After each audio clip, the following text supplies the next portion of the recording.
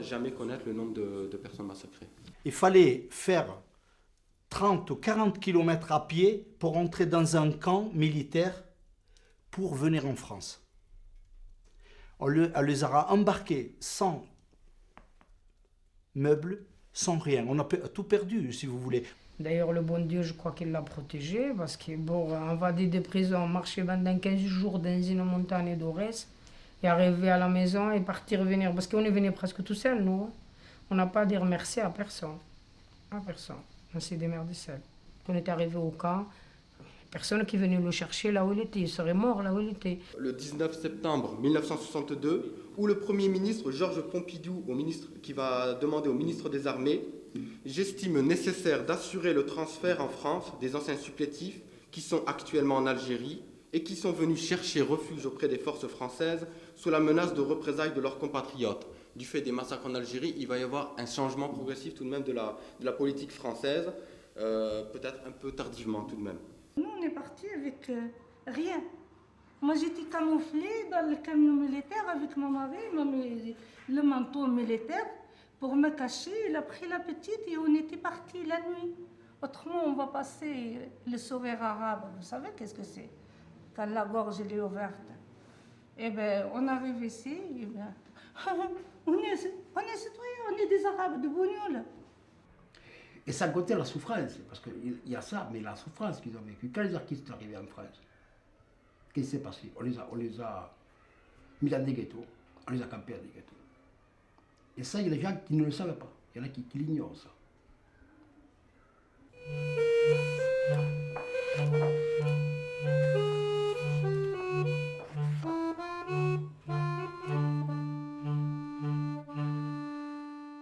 Je ne vous dis pas comment on était embarqués quand même, c'était pas tellement très joli.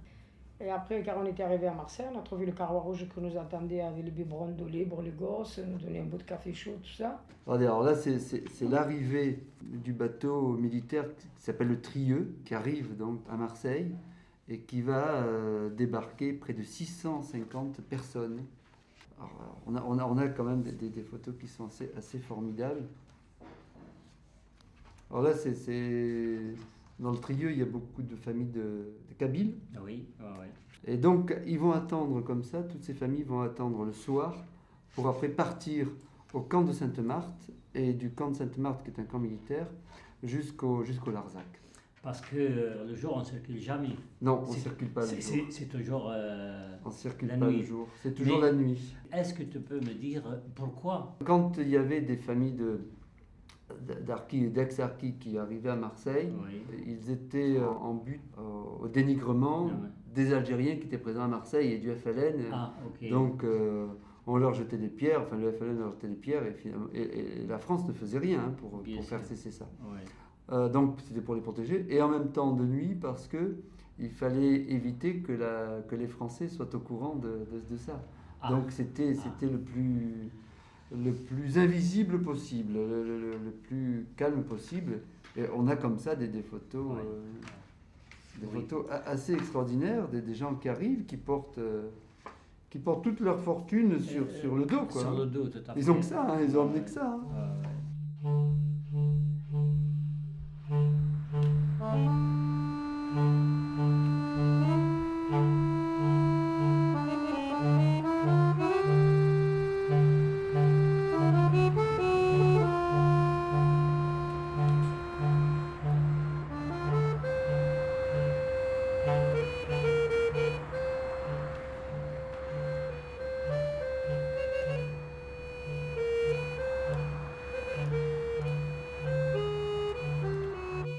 Notre ville est brisée déjà là-bas en Algérie. Elle a été brisée déjà. On a été déracinés. Le 19 mars, on a été déjà déracinés. Voilà. C'est simple comme tout. Mais 62, le traumatisme historique, c'est l'arrachement à la terre natale, c'est le rapatriement officiel et officieux qui fait que ce groupe social va exister. Eh bien, je suis arrivé dans le Tarn.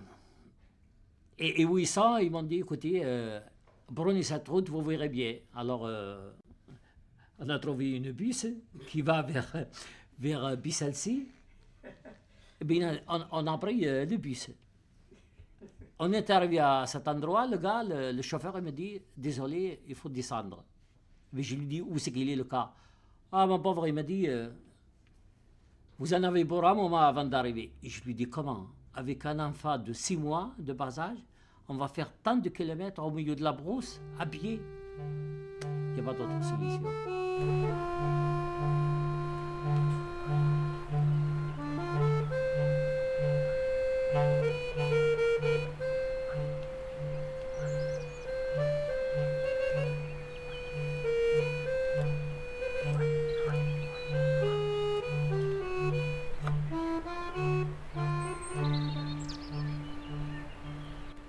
Mais quand je suis arrivé ici, j'ai vu la situation. Je dis, oh, les gars, mais les dieux, pourquoi vous êtes venus ici? Alors les copains me répondent, ils me disent, tu crois que c'est nous qu'on l'a choisi? Et alors je me suis rendu compte immédiatement qu'on n'a pas de contact avec la population. Mais pourquoi cacher cette population loin de tout? Alors, dans un premier temps, on dit, enfin, la France va dire, on les cache pour pas qu'ils soient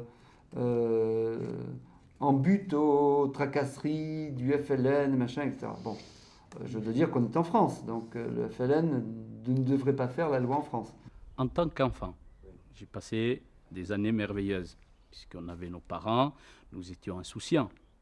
Mais honnêtement, je pense un peu à la génération de Ali, et je pense à la génération avant Ali, donc l'âge de mon père. Que devaient penser ces gens-là? Imaginez leur détresse et leur désarroi. Coupés du monde du jour au lendemain, soi-disant revenus dans leur patrie, puisqu'ils étaient rapatriés. Et puis, dans le même temps, ils savent qu'on les met là pour se cacher, pour les cacher, pour les dissimuler, pour les oublier. Mais le deuxième point, c'est qu'on les cache, on les cache pas pour le FLN, on les cache aux yeux des Français. Ah, voilà. On les cache aux yeux des Français pour pas que les Français les voient. Et donc c'est toujours... et ça, tous les camps procèdent de la même manière. Tous de la même Oui, manière. tout à fait. Tous de la même manière. La France, ça nous a pris pour des sauvages. Franchement. Je vous parle de ça, l'arrivée en France. Il n'y avait aucun accueil, aucun sentiment pour nous. Il n'y avait rien, quoi. Débrouillez-vous. Le racisme anti-algérien, qui a été considérablement aggravé par la guerre d'Algérie, eh bien, il ne fait pas de détails et il s'applique dans son aveuglement aussi bien aux Harkis qu'aux Algériens de nationalité algérienne.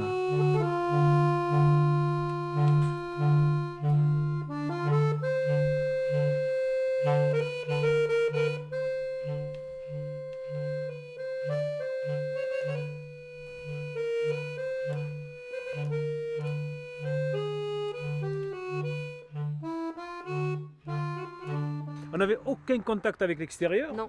puisqu'on avait une école sur place. Nous, moi, je me rappelle, c'est à 14-15 ans que j'ai connu le village de Perron. Je ne connaissais pas, moi, je ne savais pas ce qui se passait de l'autre côté. Jamais j'ai quitté. Mon père n'avait pas de voiture.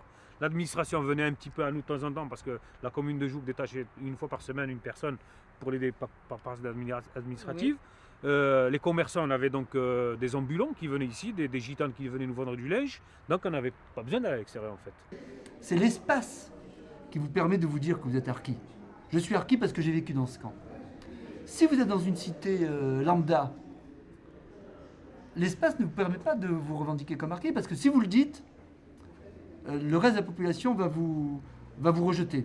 Et ceci était effectivement la maison d'habitation de mes parents. Il y avait 2 pièces, un WC avec porte extérieure, une petite douchette et une petite cuisine. Le tout en contreplaqué, et nous nous entassions là, que nous soyons 4, 7, 10 ou 15. Il y avait fréquemment des familles de 10 personnes, donc qui vivaient dans un petit 3 pièces en contreplaqué. Pour désigner cette population, on peut voir qu'il y a quand même une diversité de trajectoires. Les Harkis qui s'installent à Roubaix et les Harkis des hameaux de forestage de Provence-Alpes-Côte d'Azur, c'est totalement 2 situations distinctes, différenciées. Les Harkis d'Alsace-Lorraine et les Harkis du camp de Saint-Maurice-l'Ardoise, c'est totalement différent. Donc il faut prendre avec mesure cette population harki et ne pas la désigner par le terme de communauté. C'est un terme impropre. Le matin, on fait le corvée jusqu'à midi, on rentre à midi, 1h30 de jour, on commence aussi à tourner, à visa, ramasser des papiers, par exemple, nettoyer et tout. Le salaire, c'est 30 francs par mois. Ouais. 30 francs. Ouais. Mais après, c'est vrai qu'on est nourri quand même, nourri gratuit, quoi, je veux dire, et logé dans ces baraques, car il pleut dehors, il pleut dedans, parce que nous, on est obligés de faire un plafond avec les couvertures de l'armée. C'est des bâtiments durs, mais c'est couvert avec de tôle de vérite. L'été, il fait une chaleur à crever, et l'hiver, je ne vous fais pas un dessin, il faisait un froid terrible. Une fois, la nuit, on était allé voler le bois. Le bois, ils nous le donnent par ration. Vous avez tant de bois et on ne donne pas plus. Alors on brûle tout ce bois qu'on nous donne et des fois on glisse et on a froid. Alors qu'est-ce qu'on a fait? Une fois, on était allé voler le bois. Les femmes, là, on est parti, on a volé les bûches pour allumer un peu plus de feu. Et puis les types, il a couru derrière nous et tout. Jeter le bois. Tout ce qui régissait le camp était j'allais dire, transcrit sur une main courante, puisqu'il y avait tout le temps un commandant ou un ancien commandant, un ancien capitaine de l'armée française qui gérait le camp. Il y avait à un moment donné le capitaine Bertrand. Si j'ai un courrier, je ne peux pas le recevoir direct. Il faut que celui qui le lit. Parce qu'il était géré le camp au jour le jour. C'est-à-dire que aujourd'hui, à telle heure, monsieur Amar s'est disputé avec un tel, il s'est passé ça. La petite fille d'un tel a eu la jaunisse ou a eu la rougeole.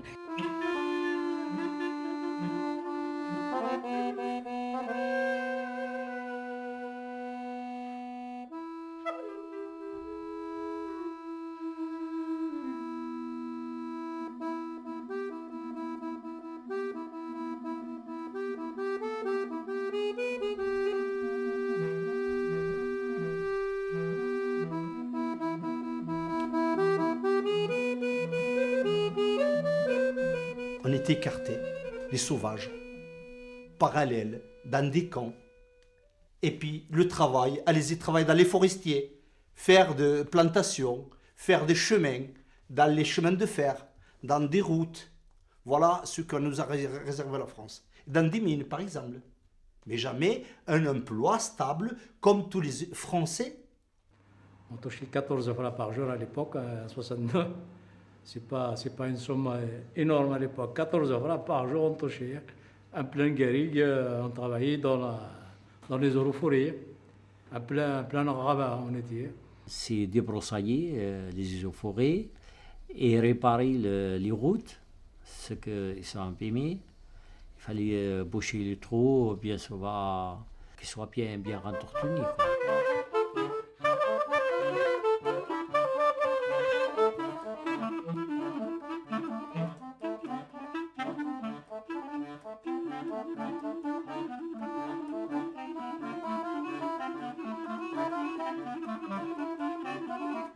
En aucune façon, on a expliqué à ces gens-là qu'ils étaient là pour être intégrés, qu'ils étaient là dans leur patrie, ils étaient accueillis, comment dirais-je, pratiquement à l'état de réfugiés et rien d'autre. Ce n'étaient plus des rapatriés.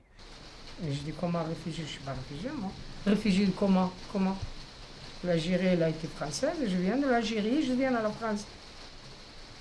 Heureusement que moi j'en ai trouvé une personne une fois, elle m'a dit heureusement que la France elle vous a prise, heureusement la France qu'elle vous a rendu service. On a bien rendu service à là quand même nous aussi. Des choses comme ça, c'est difficile quand même.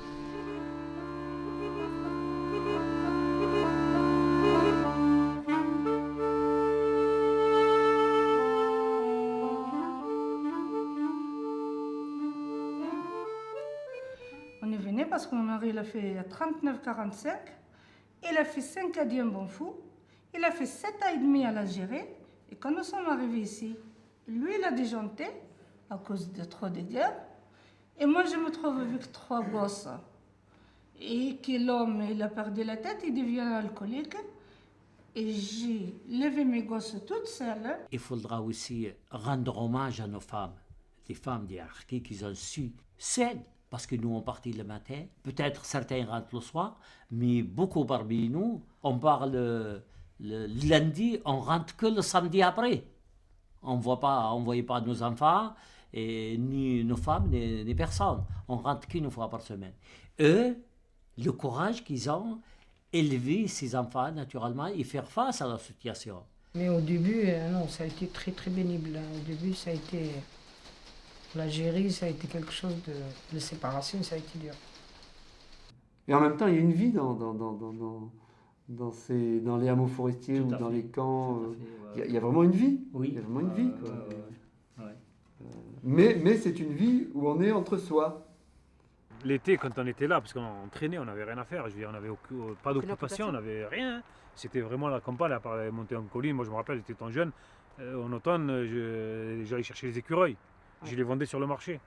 Comme moi, comme d'autres copains. Quoi. Notre commerce, c'était de récupérer les écureuils en colline et les vendre sur le marché. Bon, ça coûtait 200 francs, 250 francs, donc ça nous faisait un peu d'argent de poche. Mais c'est vrai, l'occupation qu'on avait l'été, c'était... Il n'y avait pas cette autoroute encore, hein, mais il y avait ce canal qui existait, qui nous coupait de l'autre côté. De l'autre côté, il y avait la Durance, donc qui était une rivière. Et la seule occupation qu'on avait l'été, c'était de longer la nationale, de traverser le pont de l'autre côté et aller se baigner. C'était la seule occupation qu'on avait, excepté le football, puisqu'on avait un terrain vague, on jouait au ballon, comme tous les enfants. Quoi. Voilà, avec des gamines qui sont... Parce qu'il y a une école hein, dans le Larzac, mais en même temps, tout autour, on a les fils de fer barbelés, quoi. Bien sûr. Ça fait un peu... Voilà, des gamins. Voilà, il y a 40 ans, hein, cette photo, elle a 41 ans. Hein.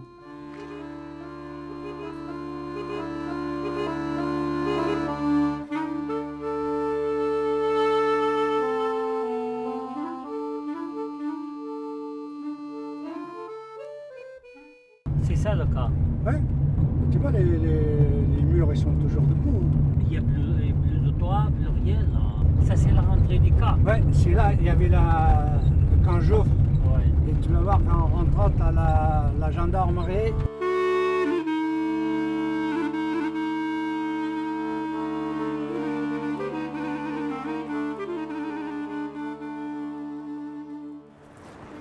Là, alors ici, qu'est-ce qu'il y avait là?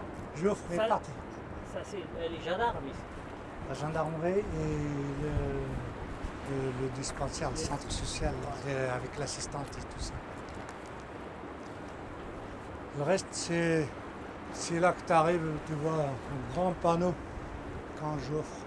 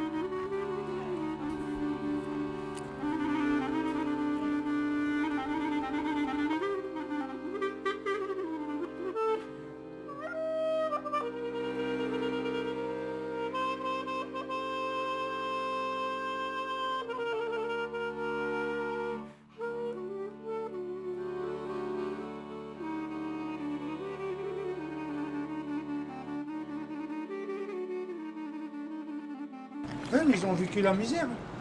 Moi je ne l'ai pas vécu. Je ne sais pas pourquoi. C'est pas que j'étais meilleur que les autres. C'est ma chance qui est comme ça, c'est tout.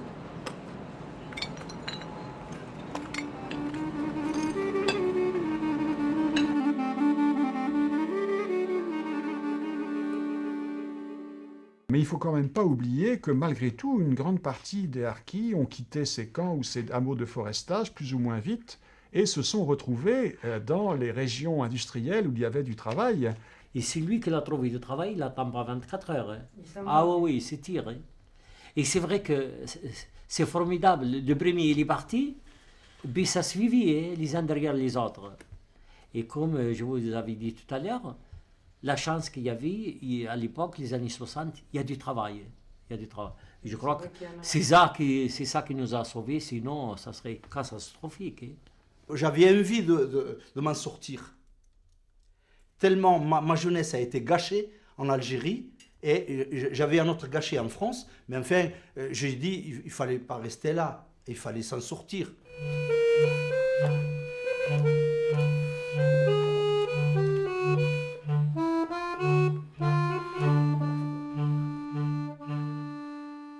Il y a des gens de chez nous qui sont dans la misère encore. Ils sont encore dans des camps. Qu'ils avaient tout en Algérie. Ils avaient leur ferme, des agriculteurs, où ils avaient des magasins de commerce, où ils n'avaient rien, mais ils vivaient heureux, tranquilles. Mais ici en France, ils n'avaient rien. Et ils n'ont rien.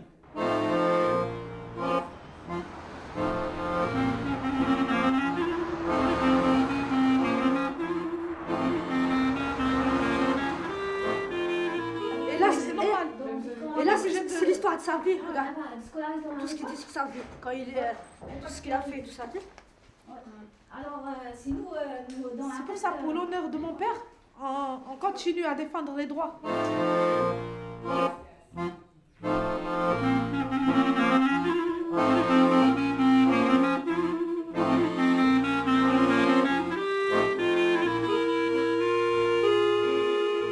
Ça, c'est mon père. Ouais, il est décédé, le pauvre. Hein? Mon père, ça, c'est mon père.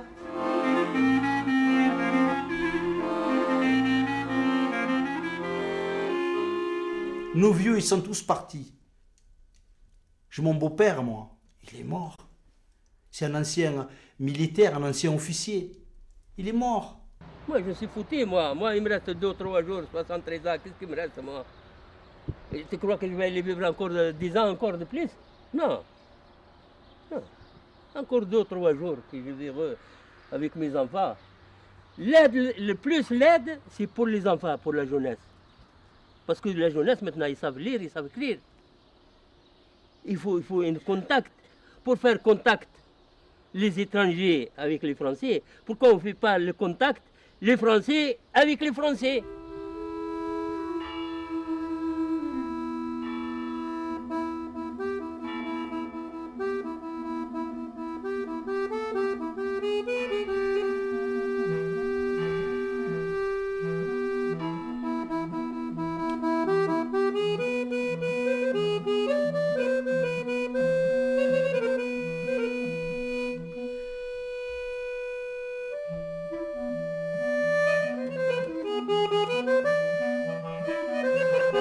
Ils savent très bien que l'hierarchie, bientôt, il va disparaître, à l'âge qu'on en a maintenant, mais ce qu'il y a, les enfants, nos enfants, il faut qu'ils prennent la relève. C'est des photos de famille qu'on m'a prêtées. Oui. Voilà, où il y a le père, la mère est là, et puis les enfants. Oui. Bon, 1, 2, 3, 4, 5, 6. Ça fait 6 enfants.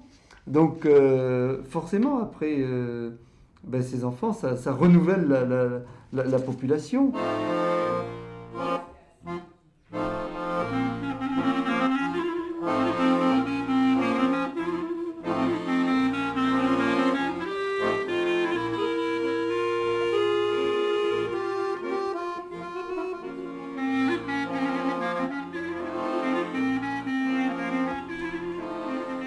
Nos enfants, ils vont bouger. Nos enfants, ils vont chercher leurs racines. Nos enfants, ils vont chercher pourquoi leur famille, leur père, qui ont tout donné, aujourd'hui, ils sont complètement à l'écart, ils sont complètement, non seulement à l'écart, ils n'ont même pas le droit à l'écoute. Ce qu'ils ont fait à nos parents et ce que nos parents ont vécu, ça, qu'on le veuille ou non, on ne pourra jamais l'effacer dans nos têtes, quoi. Et déjà, à la limite, quoi, on ne peut pas déjà remercier la France par rapport à ce qu'eux, ils ont fait à nos parents, quoi. Comment vous voulez construire? Comment vous voulez construire? Comment vous voulez vous construire si vous avez que des parents qu'on dévalue à vos yeux, que l'administration, parce que c'est vrai que les parents n'ont pas toujours eu le choix dans l'éducation. Il faut se rappeler les monitrices sociales, il faut se rappeler l'habitat imposé, le travail imposé, etc. Quel est l'enfant d'Arki qui a eu la chance de connaître ses grands-parents? Quel est l'enfant d'Arki? Pour beaucoup d'entre vous, c'est anodin, mais quand on n'a pas eu, c'est une montagne, c'est très très important. Et puis, oui, tout simplement, c'était ma démarche. Et puis aussi essayer de comprendre pourquoi toute cette haine, toutes ces souffrances, tous ces chagrins, ces larmes, pourquoi mon père et ma mère ont fermé leurs livres, pourquoi ils ne m'ont pas transmis leur langue, pourquoi simplement avoir envie de comprendre, et pourquoi tous ces hommes et ces femmes se sont déchirés. Et c'est vrai qu'à la maison, on n'en parle pas avec les parents. On n'en parle pas. Est-ce qu'on attend que, étant donné que c'est les parents qui l'ont vécu, est-ce qu'on attend qu'ils fassent la première approche de cette douloureuse étape Je sais pas, mais nous toujours, on va jamais leur dire comment c'était, comment ça s'est passé, quoi. On peut pas parce qu'après nous on l'a pas vécu. Alors peut-être qu'ils veulent pas en parler, il faut pas les. L'explication n'était pas possible. Et là, il y a très peu de parents qui peuvent parler sereinement de leur histoire. C'est le passé. Tout ça. Et des fois on vieillissant, car ça revient, ça blesse un peu toujours. C'est dur, c'est dur. C'est dur de retourner en arrière, de raconter ça. Parce que nous on la raconte presque jamais.